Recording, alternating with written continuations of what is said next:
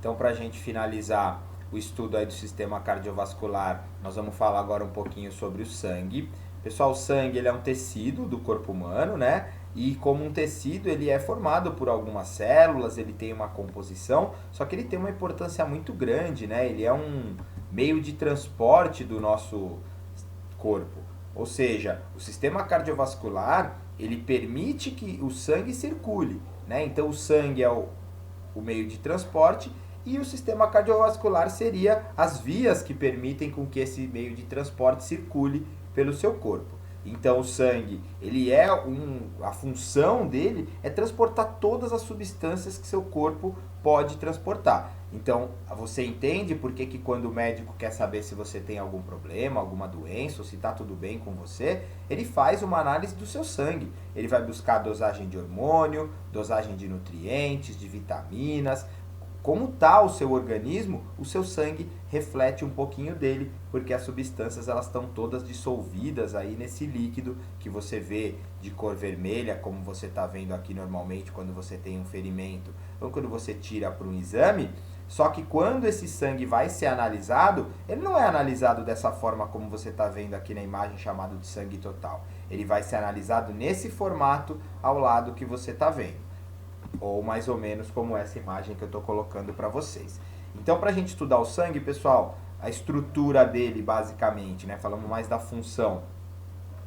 Ele é formado aí por duas partes que a gente fala. O plasma, que é esse líquido amarelado que você está vendo aqui, ó, compõe mais ou menos 55% do volume de sangue que a gente tem, tá? E os elementos figurados, ou parte sólida do sangue, que são as células, que nós vamos estudar aí mais pra frente, que são 3 tipos celulares diferentes, que compõem aí 45% do volume de sangue.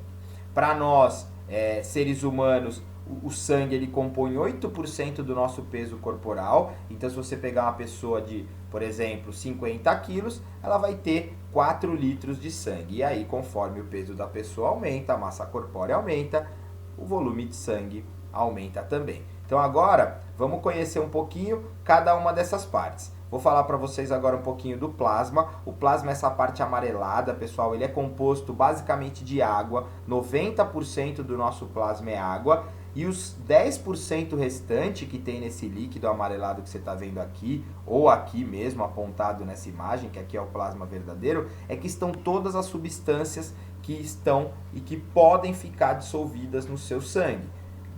Os alimentos que você comeu, sais minerais, vitaminas, hormônios, anticorpos. Então, todas as substâncias, os resíduos também, as excretas, todas as substâncias que podem ser transportadas pelo seu sangue vão estar dissolvidas aqui nesse plasma. Por quê? Porque na outra parte, pessoal, você só tem células, que é uma parte aí sólida. Então, a parte onde estão dissolvidas as substâncias, então quando você vai fazer um exame de quantidade de alguma substância que ele quer saber no seu corpo, ele vai buscar aqui, dessa parte amarelada do plasma. Se ele quiser saber sobre as células, ele busca nessa fração inferior em que você está vendo aqui, ó. Então, por isso o sangue, ele quando vai ser analisado, ele está fracionado dessa forma aqui para vocês. Tudo bem? Então vamos conhecer um pouquinho melhor dessas células aí que formam o nosso sangue. Agora vamos falar dos elementos figurados, ou seja, vamos falar das células que formam o nosso sangue. A primeira célula que eu vou apresentar para vocês são as hemácias ou glóbulos vermelhos, como você preferir. Elas são as células que você mais tem aí no seu sangue. Olha a corzinha dela, olha ela aparecendo aí do lado. Por isso que o seu sangue é vermelho. E ela é vermelha por quê? Porque ela tem uma proteína dentro dela. Tá aqui o nome dessa proteína, ó, hemoglobina. E essa proteína, ela tem ferro na constituição, por isso o nosso sangue tem gosto de ferro, e é por meio dessa proteína chamada hemoglobina que a gente consegue transportar oxigênio por meio do sangue. Então, a função da hemácia para nós é fazer o transporte de gases respiratórios, principalmente do oxigênio. Elas são células um pouquinho diferenciadas, elas têm o formato de um disquinho aí bicôncavo, ela tem uma concavidade aí, ó, e elas não têm núcleo. Por não ter núcleo, ela é uma célula que acaba morrendo muito rápido, ou seja, ela é destruída muito rápido. Então ela dura aproximadamente de 90 a 120 dias e depois disso ela é destruída no nosso baço e no nosso fígado. Então o glóbulo vermelho é a célula que mais você tem aí no seu sangue e é ela que transporta oxigênio para você. A próxima que nós vamos falar é o glóbulo branco, ou você pode chamar de leucócito. Leuco é branco, cito é célula. Então você está chamando de célula branca, glóbulo branco é a mesma coisa. Os glóbulos brancos, pessoal, eles são células maiores do que os glóbulos vermelhos, mas estão em menor quantidade, né? Então, senão seu sangue seria branco, que eles têm essa nomenclatura porque eles são branquinhos mesmo, eles não têm uma coloração. Agora, função dele é defesa do seu organismo. Então, toda a parte de defesa do organismo depende dos leucócitos. Então, eu estou apresentando para vocês aí, ó, vários tipos de leucócitos. Só quero dar um detalhe, eu não quero me aprofundar muito, mas eu gostaria de dar um detalhe, ó. Então, você está vendo aqui 5 leucócitos diferentes, ó. Esse primeiro leucócito que você está vendo, eu estou apontando aqui para vocês, ó, o linfócito. Pessoal, esse leucócito é o leucócito que defende o seu organismo por meio da produção daquela substância que se chama de anticorpo, tá? Por que eu estou falando isso? Porque ele é único e exclusivo. Ele é o único glóbulo branco que vai defender seu corpo por meio da produção de anticorpos. Todos os outros 4, ó, esses que eu estou circulando aqui para vocês, ó, o monócito, o eosinófilo, o basófilo e o neutrófilo, eles são glóbulos brancos que defendem o seu corpo por um processo chamado fagocitose. A gente viu a fagocitose ano passado nas amebas.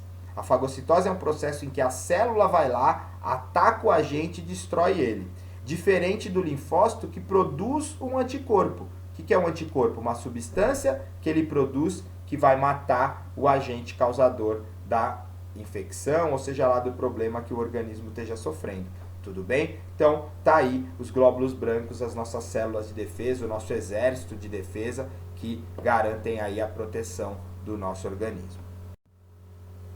Para a gente encerrar essa parte ligada ao sangue, vamos falar das plaquetas. As plaquetas, reparem aí, eu estou denominando elas como fragmentos de células. Por quê? Porque elas não são uma célula verdadeira, elas se formam a partir de uma célula que se despedaçou, tudo bem?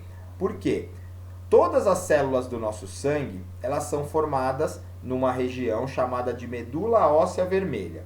A medula óssea vermelha é uma região que está nos nossos ossos, em partes específicas de alguns ossos, não de todos os ossos, e é nessa parte que todas as células do sangue são formadas. Então, as hemácias, os glóbulos brancos e as plaquetas são formadas na medula óssea vermelha. Só que a plaqueta, no momento que ela está dentro do nosso osso, em formação, ela é uma célula enorme, muito grande. Quando ela vai sair do osso para ir para o sangue, ela acaba se partindo em vários pedacinhos, então ela vira um fragmento, um pedaço de uma célula. Por isso eu estou nomeando ela aí de fragmento de célula. Você pode chamar também ela de trombócito, tá? Porque você vai encontrar aí no seu livro essa nomenclatura também, de trombócito ou plaqueta. A plaqueta, ela é uma célula aí, por ser um fragmento celular, ela vive muito pouco, né? Então, olha aí, ó, durabilidade de 5 a 9 dias. E a função dela, pessoal, é uma função vital para todos nós, que é a coagulação sanguínea. Por que eu estou falando isso? Nós somos animais que temos a circulação totalmente fechada, ou seja, o sangue ele tem que em todo momento estar circulando dentro dos vasos sanguíneos. Ele não pode em momento nenhum sair do vaso sanguíneo. E quando você tem um rompimento de um vaso sanguíneo, você precisa reparar esse rompimento. Essa reparação de um vaso sanguíneo danificado, a gente chama de coagulação sanguínea e eu vou mostrar o processo de coagulação para vocês. Olha aí, ó. Tem um passo a passo então do processo de coagulação. Olha o que acontece. Então, aqui na imagem número 1, eu tive um rompimento de um vaso sanguíneo, então estourou um vaso sanguíneo e o sangue começa a fluir. Se o corpo não agir, não fizer nada, esse sangue vai sair e a pessoa vai ter uma hemorragia e provavelmente vai morrer aí de tanto sangue que ela vai perder. Então, é a hora que as plaquetas vão entrar em ação. Quando um vaso sanguíneo é rompido, eles liberam uma substância química que faz com que as plaquetas se aglomerem, olha aí na imagem 2, ó, no local onde foi o rompimento, e essas plaquetas começam a se juntar. Olha aí, ó. Vão se juntando, olha que legal. Quando essas plaquetas vão se juntando aqui na imagem 3, reparem que elas estão liberando, olha aí, uns fiozinhos, ó. Esses fiozinhos são chamados de fibrina. A fibrina é uma proteína que a plaqueta libera, que ela funciona como se fosse uma redinha, uma rede que tampa esse ferimento.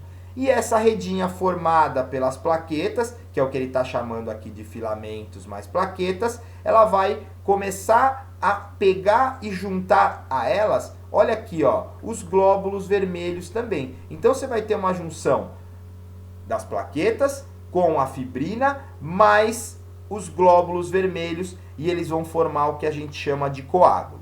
O coágulo, quando ele está dentro da pele, você normalmente vê ele na forma de um hematoma, que a gente chama de roxo.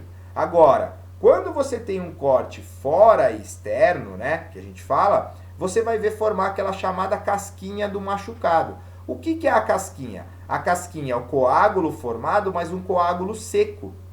E esse coágulo seco a gente denominou de casquinha do machucado, por isso que se você arranca a casquinha do machucado, ele volta a sangrar. Quer dizer o quê? Aquele tampão que se formou no vaso sanguíneo, você foi lá e retirou. Então, pessoal, o processo de coagulação é a formação de um tampão num vaso sanguíneo. Tudo bem? Então tá aí para vocês as células sanguíneas e as funções de cada uma delas e as características principais.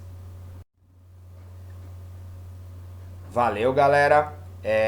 Vocês estão terminando agora o cronograma semanal da parte dos vídeos. Agora só façam a leitura e terminem essa parte referente aí ao sistema cardiovascular. E a gente, na outra semana, eu vou postar para vocês os gabaritos das lições. Então façam os exercícios, postem as lições para mim, que na próxima semana eu já posto o gabarito para vocês fazerem a autocorreção. Obrigado pela atenção, beijo no coração de vocês, fiquem com Deus, até mais.